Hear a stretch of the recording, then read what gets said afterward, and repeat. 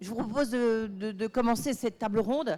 On va parler d'angoisse, d'indifférence et peut-être de cette urgence climatique. C'est dire si vraiment ces questions climatiques, inutile de vous dire, on le ressent tous là depuis quelques jours que nous sommes à Aix, on sent bien qu'il se passe quelque chose. Il y a des mouvements très forts aussi, il y a une opinion publique qui se sent très mobilisée. Et autour de la table, vous avez vraiment les personnages clés, les entreprises clés pour tenter de répondre à cette urgence climatique. Alors peut-être je vais commencer par Antoine Frérot. Merci d'être avec nous, le président de Veolia, leader mondial de l'environnement. Vous êtes celui qui essaie de trouver des solutions, vous nous direz un peu lesquelles. À vos côtés, Isabelle Kocher, la directrice générale d'Engie, Engie qui a fait un mouvement assez radical. Est-ce que c'est un mouvement qui peut marcher, qui marche, cette transformation? Est-ce que vous l'avez réussi ou vous êtes encore au milieu du gué? À vos côtés, quelqu'un que vous connaissez bien et vous êtes souvent... allez, je vais trouver le mot en conflit, rivalité, je ne sais pas lequel mot va le mieux, avec Patrick Pouyanné, donc le président directeur général de...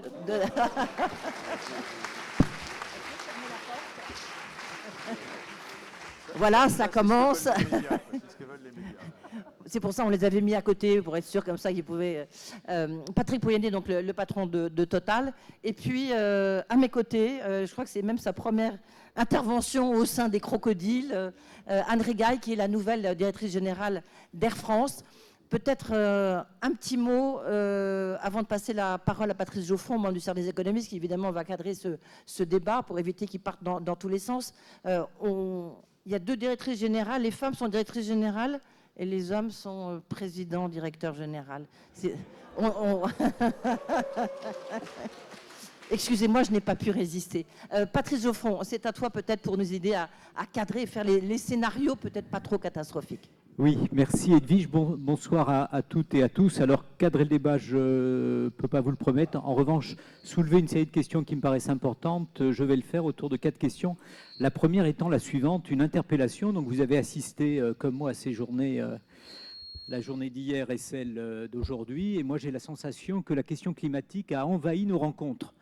Bien au-delà de celles qui sont dédiées au climat. Il y en avait une juste avant autour de ville et climat. Alors évidemment, on a parlé de climat, mais j'ai la sensation qu'on a parlé de climat partout et tout le temps. Et pour une raison qui finalement est assez logique, dès lors que cette année on s'interroge sur la confiance et qu'il y a devant nous les incertitudes liées au changement climatique, évidemment, ça va être très compliqué de renouer la confiance si on ne parvient pas à apporter des solutions à cette menace. Parce que le monde que nous avons devant nous, c'est en quelque sorte terra incognita. Alors, je ne vais pas vous parler d'un monde à 3 ou 4 degrés, parce que dès lors qu'on est dans un monde à 1 degré, et on a beaucoup de difficultés à se le figurer, et puis ce monde, tous ceux parmi nous qui ont des cheveux blancs ne le verront pas. Mais ce monde, c'est également un monde inconnu en termes économiques. Et si on nous figurait une société post-carbone dans laquelle on se mettrait, ce qu'on fera peut-être dans quelques années, à créer de la richesse en émettant globalement de moins en moins de CO2, ce qu'on ne fait pas depuis 1800. Donc je vous demande de vous figurer une courbe. Si vous étiez là l'an dernier, c'est la même courbe, ça n'a pas changé. Et donc aujourd'hui, on émet à peu près 35 milliards de tonnes de CO2 et les objectifs de l'accord de Paris, c'est d'en émettre moins de 10 milliards en 2050. Ce qui est intéressant, c'est que ces 10 milliards, ça nous ramènerait dans le temps à 1950. Donc nous avons le défi devant nous d'engager économiquement cet effondrement et de redescendre ces émissions au niveau qui était le niveau de 1950. Mais entre-temps, la population aura été multipliée par 3, le PIB mondial aura été multiplié par 10. Alors évidemment, lorsqu'on entend ça, on est atterré, il n'y a pas de raison d'espérer. Nos invités à cette table ronde nous donneront des raisons d'espérer sur les technologies à mettre en œuvre. Moi, il me semble qu'il y a néanmoins 2-3 motifs assez robustes pour espérer en ce basculement. Le premier motif, il est d'ordre financier. Lorsqu'on regarde les modélisations à long terme, on s'aperçoit que globalement, ça n'est pas beaucoup plus coûteux de sauver le monde que de ne pas sauver le monde. Alors il y a des mécanismes de réallocation qui sont assez violents, mais les travaux par exemple de Nicolas Stern nous disent que ça coûte 5% de plus en investissement à l'horizon 2030, il les a chiffrés, de sauver le monde. Donc on peut imaginer que par rapport à tout ça, on a un effet de levier et on a pu observer d'ailleurs, je sais qu'il y aura peut-être des scepticismes sur ce sujet, mais qu'en tout cas, la finance commence à se mobiliser, qu'il y a différents types de pressions qui s'exercent. Troisième question, est-ce que derrière le sommet des émissions de CO2, ce nouveau monde qu'on n'entreperçoit pas aujourd'hui, est-ce que cette vallée est verte et est-ce qu'elle est stable ou caillouteuse? On a eu un signe avant-coureur avec la crise des Gilets jaunes qui finalement est une alerte sur ce qu'on appelle économiquement les actifs échoués. Des gens, nos concitoyens, nous ont dit, écoutez, une taxe carbone c'est bien, mais le type de pression que ça met finalement sur du capital qu'on a constitué des véhicules, eh bien, ce type de pression, à court terme au moins, est inacceptable. Et dans ce monde post-carbone, des actifs échoués, on va en trouver partout. Alors proche de nous, il y a le charbon allemand. Plus loin de nous, probablement, mais avec des effets sur l'Europe potentiellement, eh bien, on peut imaginer que les pays de l'OPEP, dont le modèle économique est fondé sur de la création de richesses en émettant du CO2, eh bien, que l'effondrement de ce modèle économique ne sera pas sans conséquence sans nous, notamment dès lors que certains de ces pays, qui ne sont pas des pays de l'OPEP, mais sont par exemple la Russie, il n'irait pas plus loin. Enfin, et en guise de conclusion, comment agir? Chacune et chacun à cette tribune vous dira comment agir. Moi, je ne peux pas être là, une espèce de sachant de taille moyenne, et vous dire à vous comment agir. En revanche, je sais qu'aucun des corps de métier placés dans cette salle ne pourra ne pas s'interroger. Les universités commencent à le faire. Il y a une série de labos 1.5, donc 1,5 degré, qui est l'objectif le plus bas de l'accord de Paris, qui commence à se constituer, à se gratter la tête, parce que ce n'est pas évident. Un qui va se gratter la tête, c'est mon président qui est là, parce qu'évidemment, on ne peut pas organiser chaque année ces rencontres et inviter dans ces rencontres des jeunes gens de plus en plus, et ne pas s'interroger sur l'empreinte carbone et un objectif de neutralité carbone de nos rencontres, sinon tous ces jeunes gens finiront par nous le reprocher. Mais l'objectif de neutralité carbone, c'est en 2050, donc, ce qui nous laisse un peu de temps. Merci beaucoup.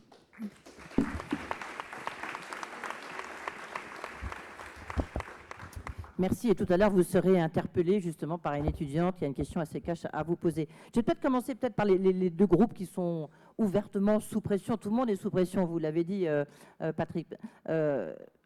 Air France, évidemment, Air France, avec ce mouvement de ne plus prendre l'avion parce qu'on consomme de l'argent, ça consomme énormément de kérosène.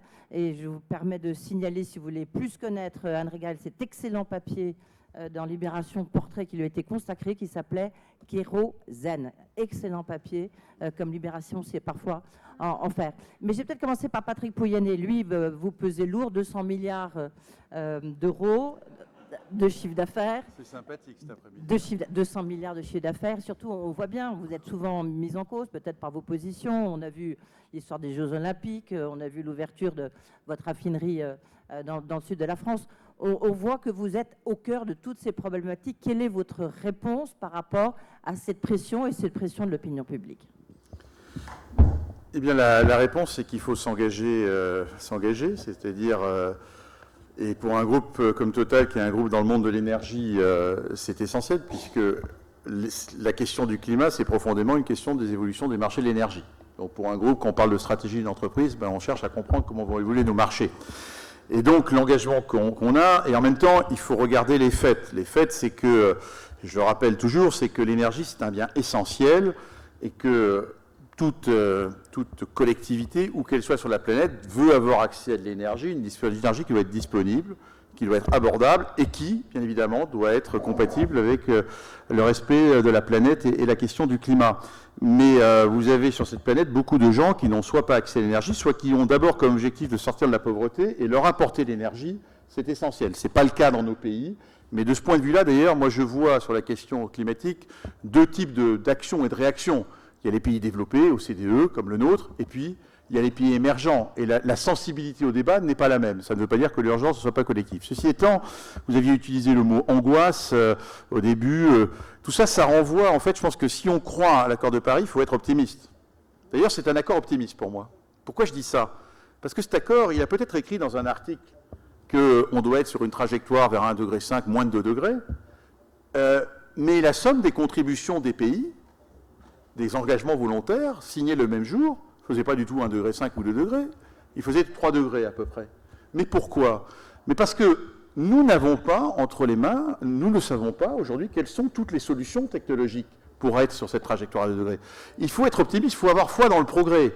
Or aujourd'hui, on voit autour de ce thème de l'urgence climatique une espèce de d'ambiance, de doute, de contestation, et quelque part, comme si on n'aura pas la capacité à avoir foi à la progrès. Cet accord, fondamentalement, si on veut être sur cette trajectoire, il faut croire à notre capacité à innover, à créer. Alors, et on crée et on innove vite dans le monde de l'énergie.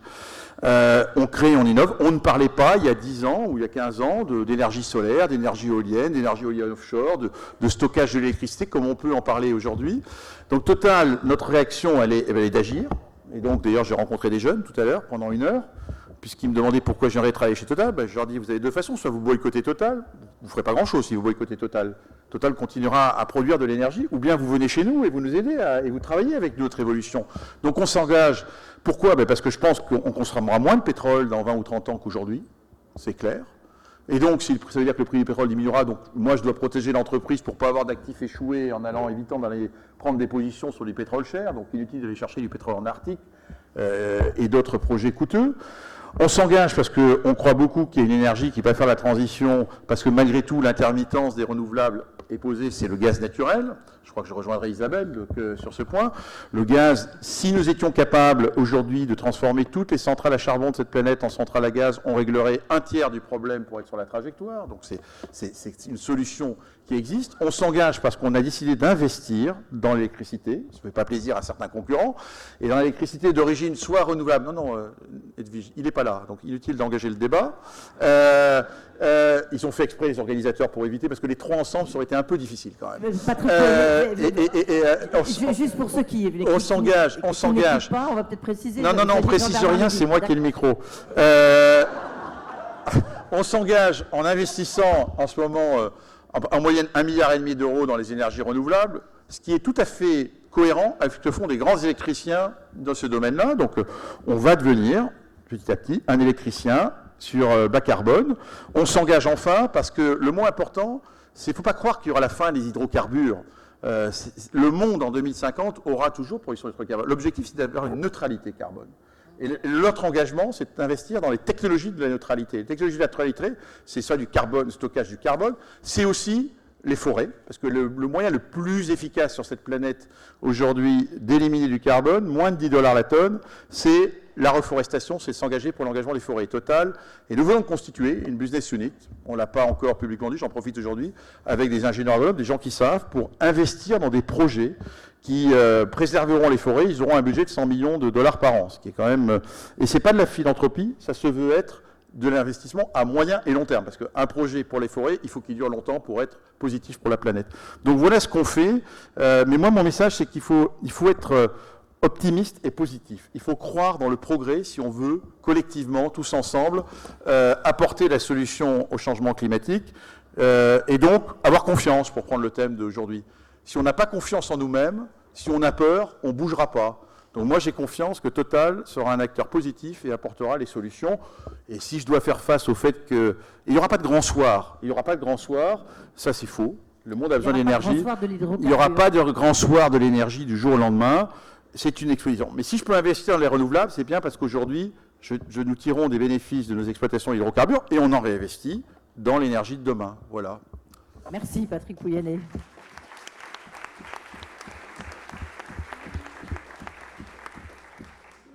Autre entreprise sous pression, je le disais, Air France. Anne Rigail, vous avez pris les rênes il y a 6 mois d'Air France. Mais par contre, ça fait 27 ans, vous me disiez que vous êtes chez Air France. Est-ce que cette pression, vous la sentez venir? Et puis comment vous comptez justement ce mouvement qui est en train de prendre de l'ampleur, notamment chez les plus jeunes? Alors, on l'a vu venir de Suède, puisque vous avez tous entendu parler du Fluxcam. Alors, comme c'est suédois, c'est forcément sympathique. Et ça nous interpelle. Moi, ça m'interpelle en tant que citoyenne par rapport à mon mode de vie. Ça m'interpelle en tant que parent. Je suis maman de 2 ados qui nous challenge positivement, qui mettent en avant nos injonctions contradictoires et qui questionnent finalement non seulement le transport aérien, c'est 2 à 3%, mais aussi tout notre mode de vie. Alors, mon job à moi en tant que dirigeante d'Air France, c'est de faire en sorte que quand on fait découvrir le monde à nos clients, les futures générations qui sont dans cette salle puissent également le faire. Et donc, il faut réconcilier les possibles en offrant un transport aérien qui soit de plus en plus responsable. Alors, ça tombe bien, on n'a pas attendu l'ampleur médiatique du Fluxcam pour se mettre au boulot et effectivement, on baisse notre consommation de fuel. On a baissé nos émissions de CO2 de 20% entre 2011 et 2018. Donc dans un engagement avec de nombreuses actions. Évidemment, ce qui est intéressant, c'est pas ce qu'on a fait, c'est plutôt ce qu'on va faire maintenant. Et donc, ce qui tombe bien, c'est qu'on a encore un certain nombre d'actions à court terme qui sont très efficaces. La première action, c'est de renouveler notre flotte. Alors évidemment, ça fait partie de notre stratégie, mais ce qui tombe bien, c'est qu'à chaque fois qu'on rentre un 787, on a rentré notre 9e 787, qu'on rentre un Airbus 350, ces avions de nouvelle génération qui sont plus légers, qui sont faits en matériaux composites, non seulement ils sont plus efficaces pour nos clients, ils sont plus efficaces pour notre économie, mais ils économisent 20 à 25% de consommation de fuel, donc d'émissions de CO2. Voilà. Et puis tous nos personnels, d'autant plus avec toute cette ambiance médiatique, sont motivés et enthousiastes pour s'engager. Donc évidemment pour les pilotes, c'est un peu comme nous en voiture, le sujet c'est l'écopilotage. Donc l'écopilotage, c'est choisir des trajectoires qui soient les plus efficaces possibles. On peut économiser 2% en choisissant les bonnes trajectoires. C'est également quand on a atterri, on coupe un moteur, inutile d'avoir les 2 moteurs allumés. Et puis en cabine, avec nos personnels navigants commerciaux, les hôtesses et stewards, on va travailler sur toute la masse qu'on embarque à bord. 1 kilo de moins à bord de la flotte d'Air France, au global, c'est 69 tonnes de CO2 économisées par an. Donc on allège tout, on allège les sièges, on embarque exactement l'eau qu'il nous faut. Donc on n'embarque pas la même chose sur un Paris-Singapour ou sur un Paris-New York. On va arrêter d'embarquer de la doc, donc tout le monde a de la doc électronique. La presse que vous avez à bord, c'est de la presse digitale. Et puis nos hôtesses et stewards sont de plus en plus engagés pour recycler. Aujourd'hui, on a décidé d'arrêter les plastiques à usage unique à bord de nos avions. C'est quand même 1300 tonnes de moins par an qui vont être mis à bord des avions, mais on commence aussi à recycler, un peu comme à la maison, dans les avions. Voilà, donc tous les personnels sont concernés. On a aussi beaucoup d'exemples au sol. On a arrêté, par exemple, de nettoyer nos avions à grande eau. On les chiffonne avec des lingettes biodégradables parce qu'on économise de l'eau. Voilà, et la feuille de route, elle est pleine d'actions qui sont effectivement convaincantes. Empreinte zéro carbone, c'est pour quand ? Empreinte zéro carbone, alors c'est le sujet de l'aérien. Autant, effectivement, pour le routier, il y a des solutions technologiquement accessibles. Autant le transport aérien, il s'est vraiment engagé dans une croissance neutre à compter de 2020 et une division par 2 de ses émissions à compter de 2050, mais les technologies ne sont pas encore totalement accessibles, vous le savez. Alors, il y a des technologies de transition, puisque le biocarburant durable est une solution qui permet, pour la partie, je dirais, du biocarburant incorporé dans le kérosène de nos avions, de nos moteurs existants, c'est accessible aujourd'hui, ça diminue de 80% l'empreinte carbone. Donc, ce n'est pas encore le zéro carbone. Le zéro carbone, on l'aura peut-être avec des avions électriques, mais pour l'instant, ils font 2 places. Donc, on espère que les constructeurs, les motoristes seront en capacité de nous amener des solutions et des ruptures technologiques, mais aujourd'hui, on ne les voit pas encore totalement. Et comme le disait Patrick Pouyanné, c'est l'innovation, les solutions vont être innovantes. Et donc le biocarburant, il existe, il n'est pas loin, il est à la MED, et il va permettre à Air France d'aller... Non mais pour rendre tout ça bouclé, même s'il y a un peu d'huile de palme, durable, c'est-à-dire provenant uniquement de terres qui ne correspondent pas à la déforestation, pour que la boucle soit bouclée. Voilà. Donc nous sommes aussi, merci de ces précisions. Merci André Gaille. Isabelle Kocher, vous avez pris maintenant...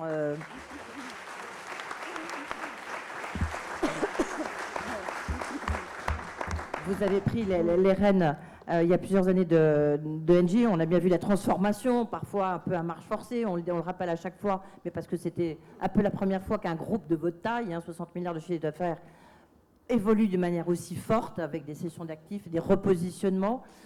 Est-ce qu'aujourd'hui, vous avez le sentiment que vous êtes en voie de trouver une solution, en tous les cas, par rapport à cette urgence climatique ? D'abord, Edwige, il y a une bonne nouvelle par rapport à l'année dernière pour ceux qui étaient là, c'est que la climatisation marche dans cette salle. Je ne sais pas si vous vous souvenez, et donc merci aux efforts du Cercle des économistes. D'ailleurs, on n'avait pas de lumière non plus pour faire le bon point, si vous vous en souvenez. Bon, plus sérieusement, moi je crois qu'on est on est vraiment dans une phase de mobilisation générale. Elle s'exprime de manière extrêmement violente. En fait, elle s'exprime dans la rue. Elle s'exprime de manière confrontationnelle. Le vendredi, les étudiants, 1 million d'étudiants dans les rues d'Europe. Je pense que l'année dernière, si on avait fait un sondage, nous compris sur les traditions, on ne l'aurait pas forcément dit. Le lendemain, c'est les gilets jaunes. Bon, donc la confrontation fin du monde, fin du mois, elle a atteint un niveau de radicalité qui est incroyable. Et je pense qu'il faut qu'on regarde ça parce que ces deux préoccupations, elles sont justes toutes les deux. Ceux qui disent fin du monde, ils ont raison d'une certaine manière, ils l'expriment de manière un peu radicale, mais quand même, on n'est pas du tout sur la trajectoire de degrés, on le sait bien. Et ils nous poussent et ils nous challengent, comme Anne vient de le dire. Et puis ceux qui disent fin du mois, on ne peut pas ne pas entendre ça non plus. Le coût de l'énergie, c'est un facteur majeur du coût de la vie. Donc, je voyais un jeune participant ce matin qui disait « Mais comment est-ce qu'on en sort ? Comment est-ce qu'on en sort ?» Et je pense qu'on est tous là dans cette question, comment est-ce qu'on en sort ? Alors, chez Engie, on a essayé d'identifier comment on allait, en tant qu'entreprise, organiser finalement la mise au service de ce vrai sujet, nos savoir-faire, et on est reparti, on a essayé de repartir des usages, en disant finalement, si on se contente de faire plus de la même chose, ça ne marchera pas. Si on se contente de faire juste plus de renouvelables, ça ne marchera pas. Parce que le coût à l'unité de l'énergie renouvelable, il faut quand même se le dire, il est plus cher que le coût à l'unité de l'énergie non renouvelable. Puis ça va durer un moment, parce que ces nouvelles usines solaires, éoliennes, etc., il faut qu'on les construise, elles sont toutes neuves, elles ne sont pas amorties, bon, donc elles sont plus chères par définition que celles qui existaient avant. Donc comment on fait ? Si on ne voit pas ça, c'est ensemble vide. Donc on a décidé de repartir des usages. On s'est dit au fond, il y a un très gros potentiel, très gros gisement qui consiste à consommer moins. Alors ce n'est pas la société de la privation dont je suis en train de parler là, mais c'est simplement passer à d'autres technologies de production de chaud, de froid, etc., qui sont beaucoup plus efficaces.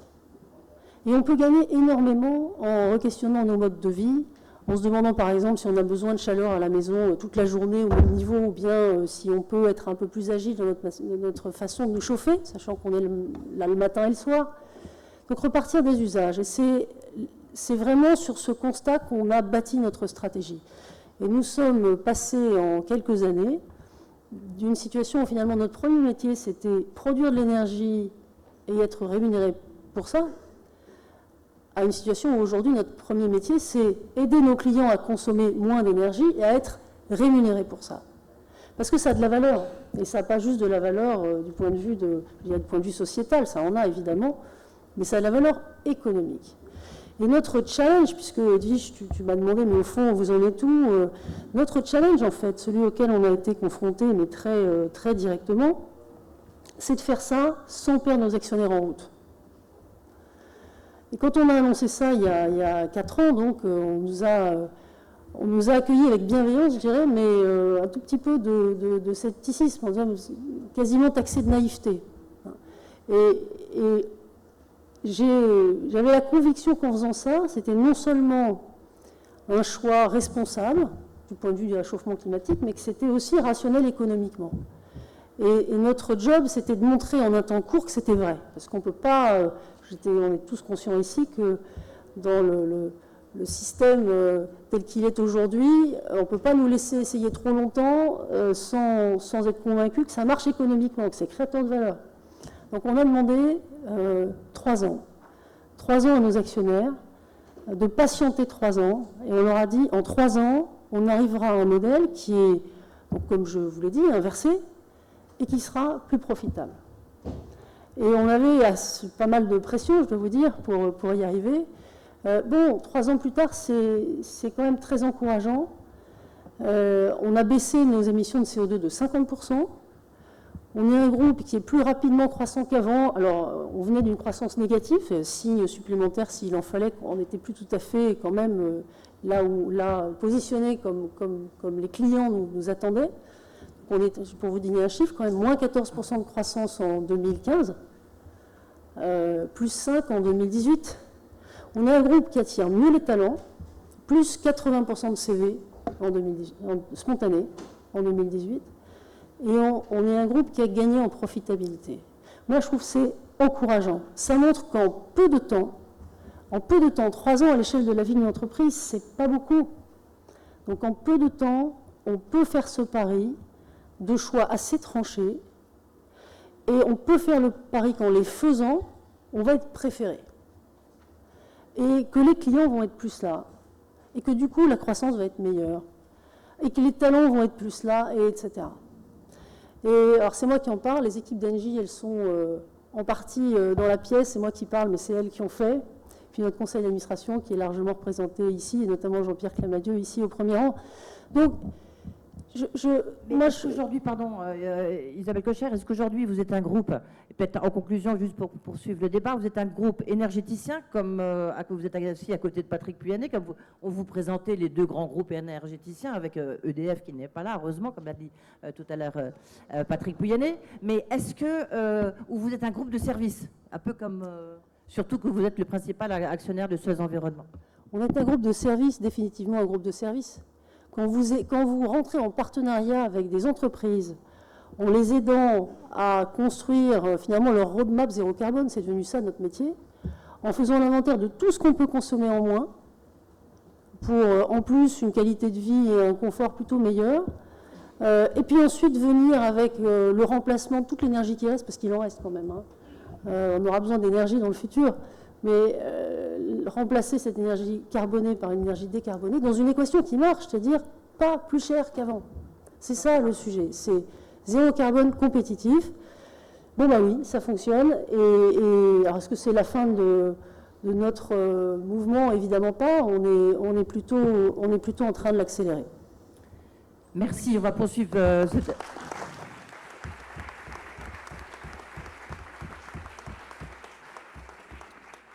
On va poursuivre ce tour de table, peut-être avec vous, Antoine Frérot, donc le président du leader mondial de l'environnement, en l'occurrence Veolia, bien sûr. Vous lorsqu'on a préparé cette table ronde, vous avez dit, mais attendez, moi j'en ai marre de ces discours un peu anxiogènes, comme on le disait tout à l'heure. Il y a des solutions, ça passe par l'innovation. Moi, j'apporte des solutions. Vous gérez les déchets. Vous dites, on peut faire déjà des choses.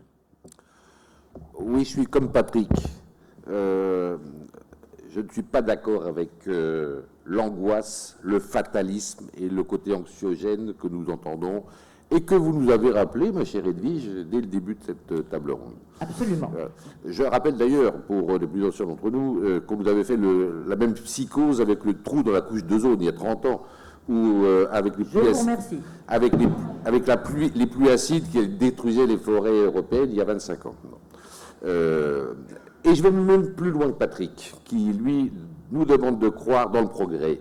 Il a raison. Mais on peut même ne pas attendre le progrès, car il existe des solutions qui ne résoudront pas tous les problèmes, mais des solutions qui sont aujourd'hui disponibles, donc qui peuvent être mises en place à court terme, d'autres peut-être à moyen terme, et puis bien sûr des travaux de recherche à mener pour le plus long terme. Et des solutions qui ne demandent pas beaucoup d'argent, voire certaines qui en rapportent, comme Isabelle vient de le rappeler il y a quelques minutes.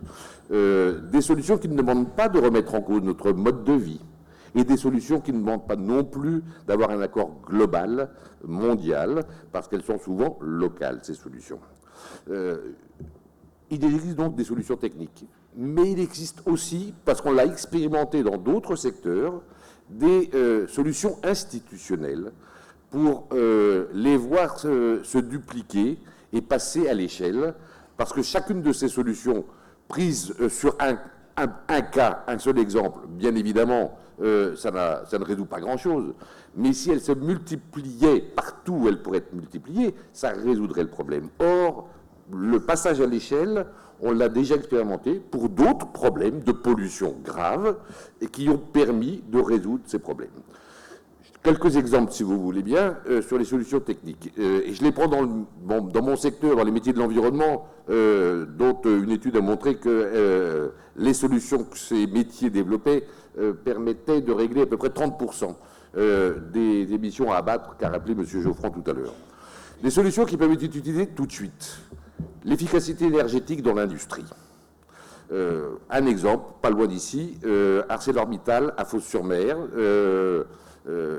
Arcelor nous a demandé des solutions pour réutiliser les gaz sidérurgiques issus du processus de fabrication pour faire de la vapeur, de la chaleur, de l'électricité et même de l'air comprimé.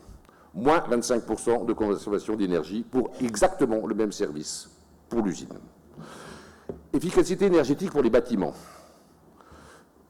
En Argentine, 2 hôpitaux récemment confiés à Veolia, l'un moins 20%, l'autre moins 25% de consommation d'énergie, sans investissement. Troisième exemple, l'utilisation de la chaleur fatale ou bien des déchets non recyclables ou bien de la biomasse. Je rappelle que la biomasse tombée dans la forêt des Landes en 1999 n'est toujours pas ramassée. Les déchets non recyclables, qui peuvent être préparés sous forme de combustible solide de récupération, donc voyager sur certaines distances, sont des carburants renouvelables qui permettent de se substituer à n'importe quelle énergie fossile. Quatrième idée, le recyclage des plastiques. Une petite bouteille d'eau en plastique, lorsqu'elle est fabriquée avec du plastique recyclé, c'est 70% de moins d'émissions de gaz à effet de serre que du plastique vierge. Ça coûte 20% de plus aujourd'hui. C'est donc pas hors de portée. Et je pourrais multiplier les idées de solutions techniques qui sont à notre disposition, certaines applicables tout de suite, d'autres avec un petit surcoût. Et puis, il reste des solutions à trouver. Et par exemple, pour faire face à ceux qui continueront à utiliser du charbon, parce qu'il y en a qui continueront à utiliser du charbon, qu'on le veuille ou non. Et par exemple, les solutions de capture et de stockage ou de réutilisation du carbone sont sans doute une solution à mettre au point. Et puis, il y a les solutions institutionnelles. Comment forcer ou pousser les gens à utiliser ce qui existe? Car c'est ça notre problème, ça existe. Pourquoi ce n'est pas utilisé plus massivement? Il y a bien sûr la solution de la contrainte, législation, réglementation. Ça peut accélérer les choses, dans certains cas c'est nécessaire, ça peut souvent avoir des effets pervers. Et puis à côté de la contrainte, il y a l'incitation. Et l'incitation, c'est toujours la même chose, il faut que polluer coûte plus cher que dépolluer.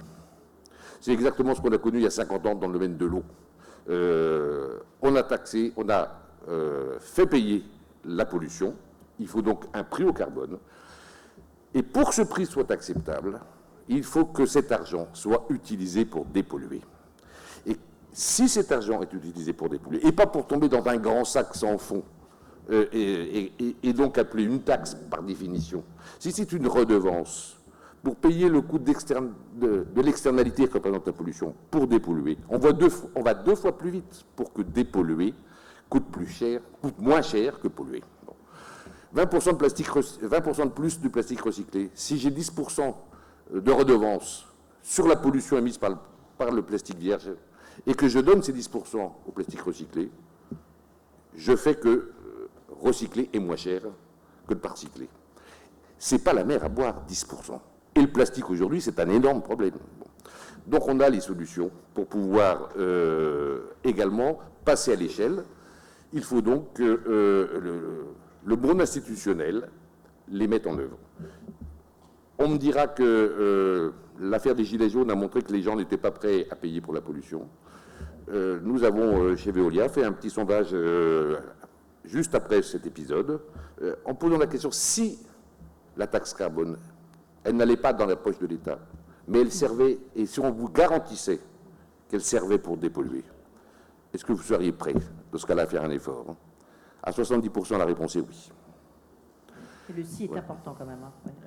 Eh bien, donc, ne désespérons pas. Merci. Développons ce qui existe déjà et complétons avec ce que la science va nous apporter.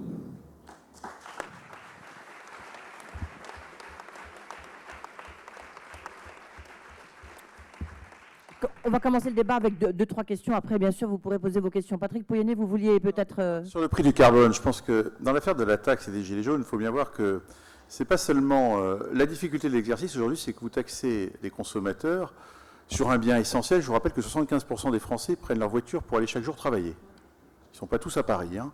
Il n'y a pas des transports en commun partout dans ce pays. Mais en fait, surtout, ils ont une taxe supplémentaire qui renchérit leur coût de déplacement. Et pour l'instant, ils n'ont pas d'alternative. Parce que véhicule électrique non polluant, il n'existe pas. Donc on leur fait payer une taxe qui non seulement va dans un pot général, mais qui en plus, pour eux, acteurs économiques, ils n'ont pas l'alternative, donc ils subissent le surcoût. Or, c'est quand même cela le point de fond, c'est qu'à la fin, ça renchérit un bien essentiel qui est le coût de leur énergie et de leur déplacement, et que ça attaque directement leur pouvoir d'achat à la base. Donc, un acteur accepte, et nous, je suis profondément pour le prix du carbone, mais on l'accepte parce qu'on est capable à ce moment-là de jouer sur les technologies alternatives. On peut recycler des plastiques, on peut faire des choses. Et donc, il faut quand même aussi, quand on parle de taxation, de redevance, que les acteurs auxquels on s'adresse puissent agir eux-mêmes pour avoir le droit d'avoir une alternative technologique. S'ils ne l'ont pas, eh bien, il se passe qu'ils vont dans la rue, quoi. Or, pour l'instant, on ne leur offre pas encore, pour leur mobilité, l'alternative à la grande majorité d'entre eux. Ils l'auront peut-être dans 10 ans avec le véhicule électrique, mais aujourd'hui, ils ne l'ont pas. Encore des questions d'innovation. Juste un point. On reviendra sur cette question du prix du carbone si on a le temps, parce que le débat, effectivement, risque d'être très long.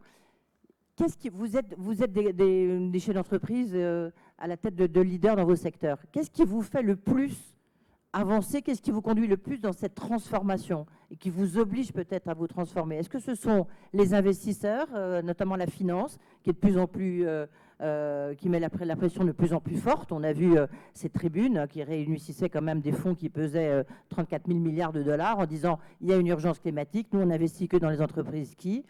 Ça peut être un premier point. Est-ce que c'est l'opinion publique ou est-ce que c'est l'État? Est-ce que c'est le régulateur? Non, moi, c'est profondément la volonté d'avoir une entreprise qui soit toujours un leader dans 20 ans. Donc c'est la stratégie, c'est le développement de l'entreprise, je l'ai dit, c'est l'évolution des marchés dans lesquels nous sommes. Donc nous nous mouvons par nous-mêmes. On n'a pas besoin de contraintes extérieures. On le fait parce que la première mission du PDG et du conseil d'administration d'une entreprise, c'est de continuer à assurer le développement de cette entreprise. Et donc, si je veux continuer, je souhaite que Total reste un des leaders mondiaux de l'énergie, nous devons faire évoluer nos métiers sur les marchés qui sont en croissance. C'est un raisonnement simple. Et je n'ai pas besoin qu'on me fasse peur et qu'on me menace pour le faire.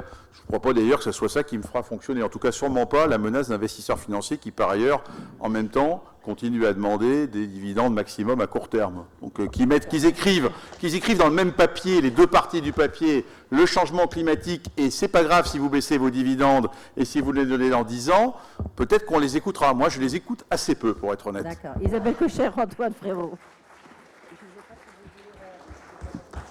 Isabelle Cocher, Antoine Frérot, sur cette question-là. Clairement, le marché ne nous aide pas. Non, mais attendez, il faut être clair quand même. Nous, on fait 2,5 milliards de résultats nets. On vaut à peu près la même chose en bourse que si on les produisait avec du charbon à 100%. Et je vous ai dit qu'on allait mieux économiquement, et c'est vrai. Et d'ailleurs, on a un bien meilleur parcours de rendement actionnaire. On est repassé en plus 24% en 3 ans. Mais ce n'est pas parce que c'est pas la qualité de chaque euro. C'est le fait simplement que nos dynamiques se sont inversées parce qu'on a plus de clients. Et là, il y a une chose qui me fascine, c'est que ces jeunes dont on parle, qui disent on ne veut plus travailler dans des entreprises qui ne prennent pas vraiment ces sujets à bras-le-corps. Ces clients dont on parle qui disent on fait attention à ce qu'on consomme. Ben, c'est les mêmes, les épargnants, c'est les mêmes gens.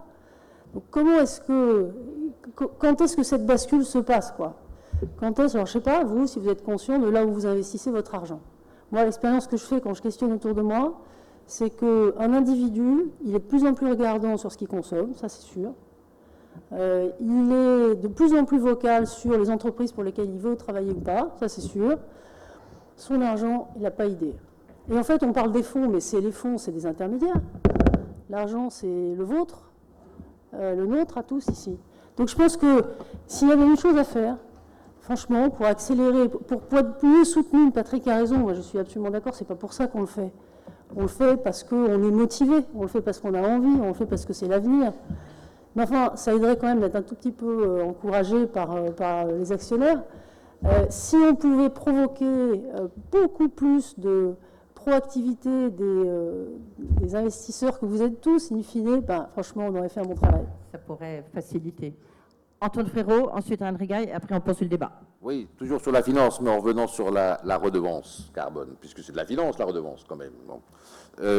Quand il n'existe pas de solution, effectivement, on ne peut pas faire grand-chose, Patrick. Mais plus de 60% des émissions de gaz à effet de serre sont émises lors de la libération et la transformation des matériaux pour produire des matières premières et fabriquer des produits. Plus de 60%.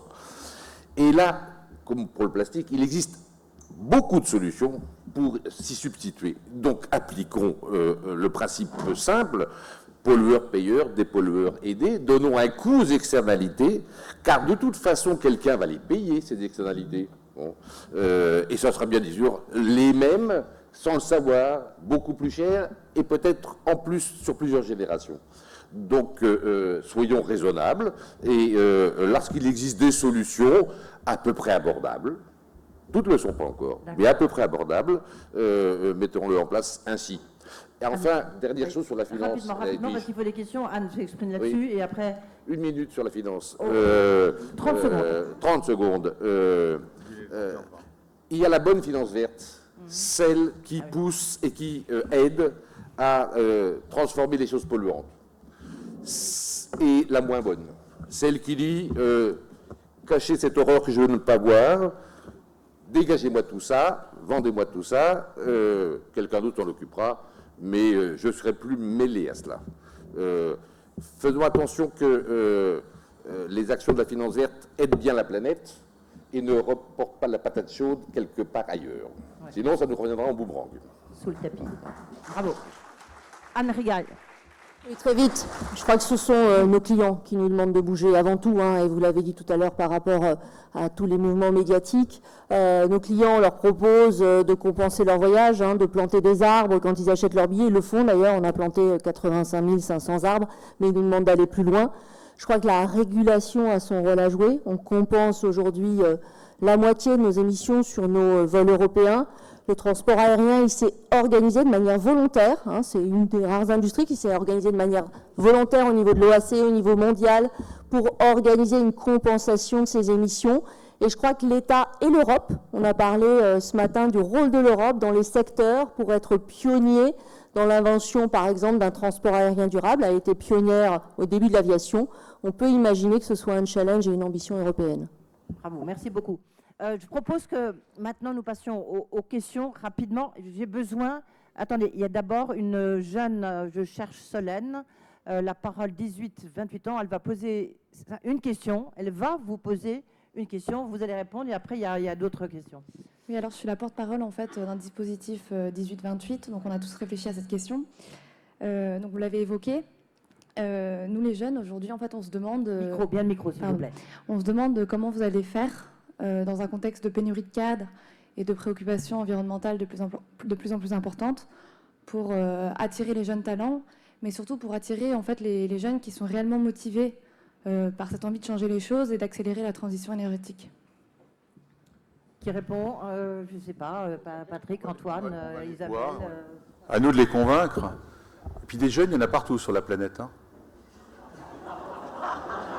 Non, je fais exprès de répondre ça. Non, je fais exprès de répondre ça. C'est une provocation volontaire. Sur ce sujet-là, encore une fois, s'il s'agit de trouver des talents, il y en a beaucoup. Il y a d'excellentes écoles d'ingénieurs en Inde. Voilà. Vous voulez dire quoi avec cette provocation ? Je ne suis pas inquiet pour trouver des talents qui nous a besoin. Et encore une fois, d'ailleurs, objectivement, on n'a aucun problème pour recruter des jeunes Français chez Total. Encore, je vous l'ai dit, mais pour moi, la condition à nous, c'est de nous engager, de leur expliquer ce qu'on veut faire pour les convaincre. À nous de les convaincre qu'ils ont raison de venir s'engager. Allez, monsieur, une question très rapidement, parce qu'il y a plein de questions, il nous reste 3 minutes, hein, c'est pour vous dire. Alors, je voudrais rebondir sur la proposition de M. Pouyanné, que j'admire beaucoup. J'ai fait un calcul rapide, je peux me tromper. Il faudrait 120 000 entreprises comme Total pour résoudre le problème climatique. En ce moment, il y a 3 000 milliards d'arbres, il y en avait 6 600 il y a 12 000 ans. 15 milliards sont abattus tous les ans, et on nous dit, pour résoudre le problème climatique, pas en un an, il faut 1 200 milliards. Alors ma proposition est la suivante. On a assisté au plus grand divorce du monde, 38 milliards, Madame Amazon, là, Bezos, qui est parti. Alors la proposition que je vous fais, il faudrait créer un Forest Pledge, les grandes sociétés que vous représentez. Il faudrait que tous ces milliardaires comme Warren Buffett, tout ça, ils font la santé, c'est excellent. Pourquoi vous ne... C'est pas le boulot de Total de résoudre le problème des forêts. Non, c'est important ce que je dis. Oui, excusez-moi. Alors, je termine, madame, je termine. Oui. C'est parce que c'est vital ce que je dis. Oui, terminez. Il faudrait qu'il y ait un accord mondial, justement, vos sociétés et États, pour reforester. Il faut créer vraiment un élan, vous le faites, bravo, mais il faudrait que d'autres suivent, Air France, Engie, tout ça. Et là, on y arrivera. Bon, la séquestration, on en parlera. Mais vous avez Voilà la raison, c'est ce proposition. qu'a annoncé Patrick Pouyanné du reste. Le World Economic Forum de Davos a lancé ce pledge cette année, et vous verrez qu'en janvier 2020, il n'y aura peut-être pas 100 000 entreprises, mais je pense qu'il y en aura plusieurs centaines qui sont en train de s'engager, parce qu'on est tous en train de se rendre compte que c'est la meilleure solution économique. Merci. Voilà, il y a une question, mademoiselle, et après de monsieur en haut. Par ailleurs. Oui, alors Levez-vous pour qu'on vous voit. Ok. Ma question s'adresse à Monsieur Frérot et Monsieur Pouyanné. Monsieur Frérot, vous avez montré l'intérêt de recycler du plastique. Donc ça consomme moins de carbone. Et en fait, il y a un gisement de plastique très important qu'on pourrait recycler. Et je pense que tous les deux, si vous vous associez, puisqu'il y a une assise financière chez Total et une volonté de faire d'utiliser des énergies renouvelables, eh bien, on pourrait utiliser le continent de plastique qui est sur la mer pour fonder une entreprise intéressante et rentable. Parce que si c'est pas rentable, personne ne va s'en occuper de ce continent de plastique. Ça serait une bonne idée. Antoine Frérot, vous répondez, puis peut-être que vous êtes en train de faire le mariage entre Total et Veolia, comme il y a Engie et Suez Environnement. Plus sérieusement, Antoine Frérot, c'est à vous. Je réponds déjà au monsieur tout à l'heure qui voulait un accord mondial. Il n'y a pas besoin d'accord mondial pour faire des choses. Ils viendront a posteriori au fur et à mesure que les choses s'accumuleront. À votre question, madame, tout d'abord, sachez qu'avec Total, nous collaborons déjà à recycler un certain nombre de produits. Ils sont encore plus dangereux que les plastiques, puisqu'il s'agit des huiles de moteur usagées. Veolia les collecte dans toute la France, les recycle, et c'est Total qui finalise le traitement et commercialise sous sa marque Total Lubrifiant cette huile moteur totalement recyclée. Eh bien, sur les plastiques, on peut, j'espère bien qu'on finira par collaborer, puisque l'un et l'autre, nous cherchons aujourd'hui à recycler les plastiques. Le problème du continent plastique dans les océans, c'est pas tant un problème de recyclage, c'est un problème de collecte. Si les plastiques se retrouvent dans l'océan, c'est qu'ils sont passés par les rivières avant et qu'ils n'ont pas été collectés. Et donc le gros enjeu, c'est de tarir le flux, d'abord, pour pas que le stock s'accroisse. Et donc il faut trouver des systèmes originaux de collecte des déchets là où ils n'existent pas, et sans calquer les systèmes qui existent dans nos pays développés. Certaines expérimentations se mettent en place aujourd'hui en Inde, en Indonésie, notamment avec la participation des marques de produits agroalimentaires qui emballent leurs produits dans la... Sur les plastiques, je pense qu'il y a une solution simple. Je suis producteur de plastique, mais la solution simple, il faut interdire l'usage les plastiques à usage unique, mondialement. C'est assez simple. Si nous faisons cela, nous mettons fin à ce problème de continent et nous sauvegardons le matériau plastique qui est essentiel pour pouvoir alléger l'efficacité énergétique. Mais il faut que la planète... La Tanzanie l'a fait, il se répète que plus de pays le fassent. Interdisons l'usage de plastique à usage unique. Bon, merci beaucoup. Je suis désolée, monsieur. Pardonnez-moi. Venez poser votre question ici. Je suis désolée, mais on me fait signe désespérément qu'il faut arrêter ce débat. Mais c'est sûr qu'on a quand même trouvé des pistes, je trouve. Merci beaucoup. Merci à tous.